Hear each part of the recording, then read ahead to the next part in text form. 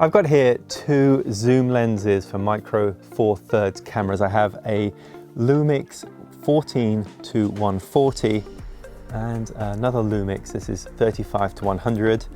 And we're going to talk a little bit about the advantages and disadvantages of using both of these lenses as somebody who has used them both quite extensively here on my GH5 camera. So I'm going to give you a live preview of what these things look like on the GH5 and just talk a little bit about the specifications. So let's start firstly with price.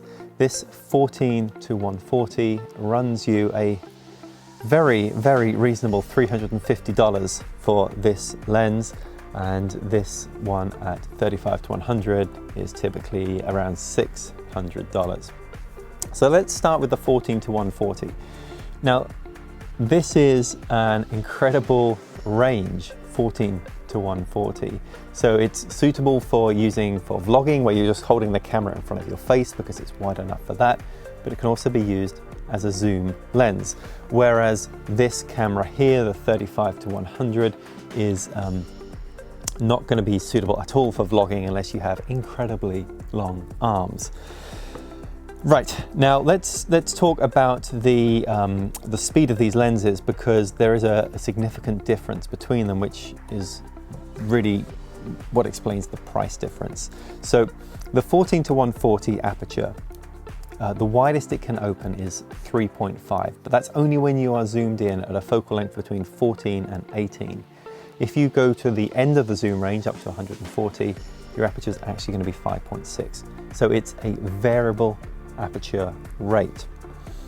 That is very different to this guy, the 35-100, which has a wide open aperture of 2.8, and it is fixed. So no matter how much I zoom in and out of this lens, it will always be at 2.8. Now that is really important when you're doing video, because if I'm doing video and I'm zooming in and out on a variable aperture here, so I might be nice and wide at 3.5, and then I'm zooming in, I'm changing the exposure when I do that zoom in. So that is definitely something to be aware of. Now, let's put these then on the GH5 and just sort of take a look at what you can get from this range. So first of all, the 14-140, and here's a view of my wonderful basement slash brewery. This is at 3.5 and at 14. Now if I zoom in on something, you can see first of all that the aperture has gone to 5.6 now, but also we've really zoomed in very significantly here on this little spray bottle. Now this is also a stabilized lens. In fact, both of them are stabilized, so they do offer dual IS, dual stabilization, with a camera that supports it, like the GH5, which is really good. So if I zoom in on this image here, look, I'm just doing this handheld and that is rock steady thanks to the stabilization. So let's compare that then to the 35-100.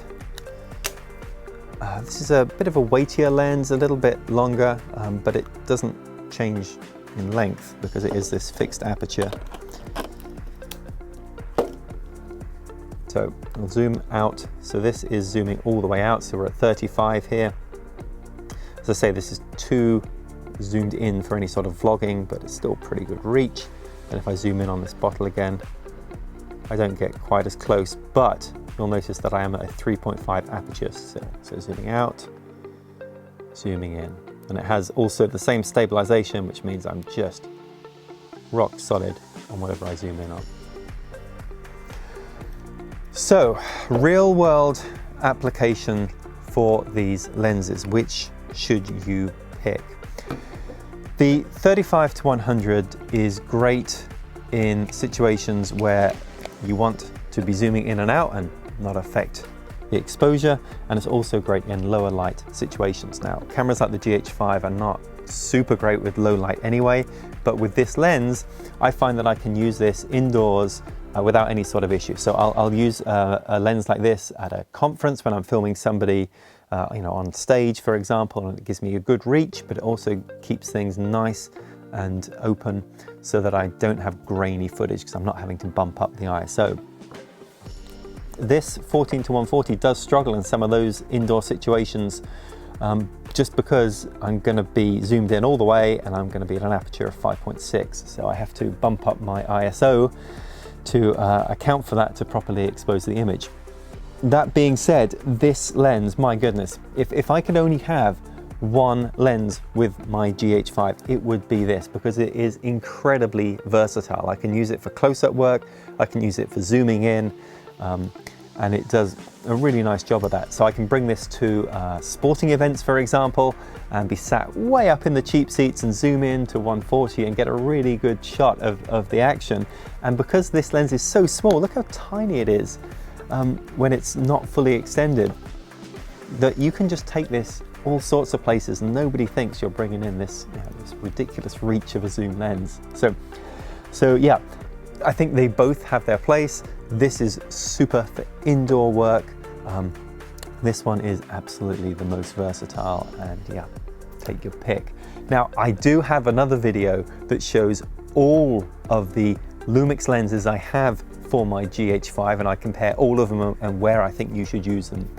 So if you're interested, please take a look at that. It's in the YouTube end screen. Thank you for watching.